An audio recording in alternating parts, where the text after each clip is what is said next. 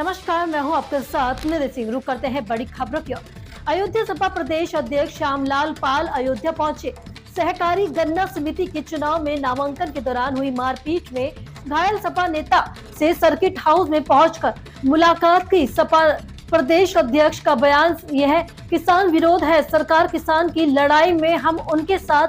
चुनाव पर कहां गठबंधन रहेंगे वह कहां नहीं रहेंगे, ये राष्ट्रीय नेतृत्व तय करेगा।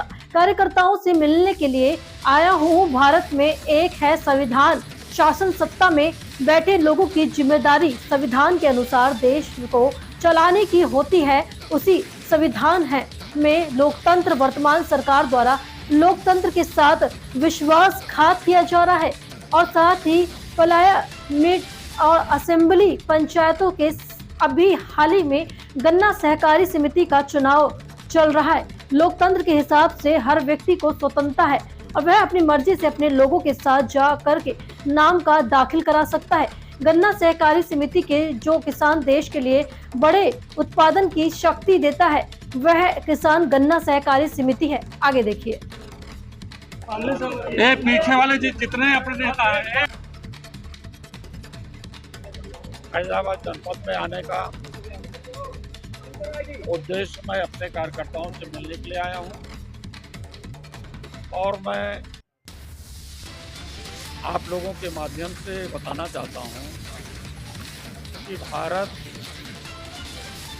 में एक संविधान है, शासन सत्ता पर बैठे हुए लोगों की जिम्मेदारी होती है कि भारतीय संविधान के अनुसार देश को चलाएं और उसी संविधान में लोकतंत्र है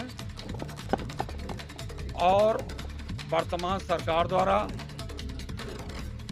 लोकतंत्र के साथ बड़ा विश्वासघात किया जा रहा है।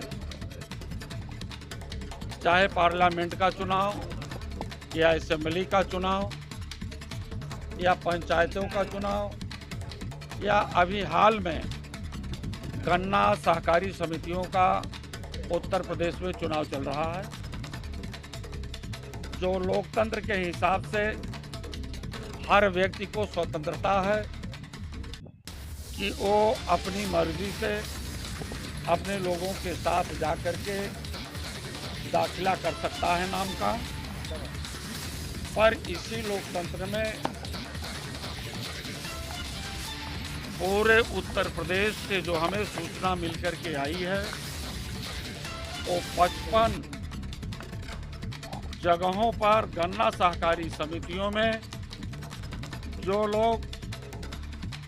जो किसान इस देश के लिए एक बड़ी उत्पादन की शक्ति देता है, जिससे देश चलता है, उस देश में भारतीय जनता पार्टी के सांसद,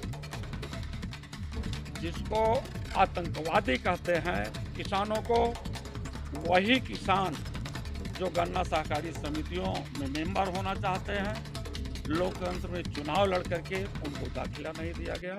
इस प्रकार से उत्तर प्रदेश में 55 लोगों के साथ हुआ। 55 सहकारी समितियों में कोई दाखिला नहीं कर पाया, ये लोग निर्विरोध चुनाव लड़ा। इसी कड़ी में अयोध्या में भी इसी प्रकार का, अयोध्या फैजाबाद में भी इसी प्रकार का मामला हुआ। तो रविंदर पाल के साथ इस प्रकार से व्यवहार हुआ, मारा पीटा गया।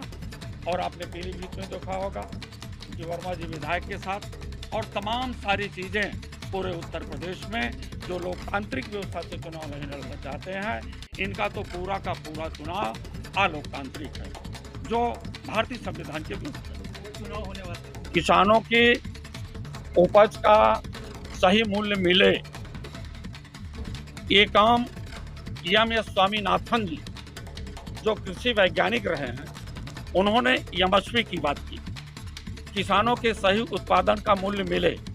ये बात चौधरी चरण सिंह ने भी कही, ये बात धरती पुत्र आदरणीय नेताजी मुलायम सिंह यादव ने भी कही। लेकिन किसानों के ऊपर जो जुर्म और जाति हो रहा है, आप बताओ, इन्होंने 3 बिल दिया किसानों के हित के लिए, लेकिन किसान जो खेतों और खलिहानों में 18 से लेकर के 24 घंटे तक काम करता है, उसकी हालात क्या है?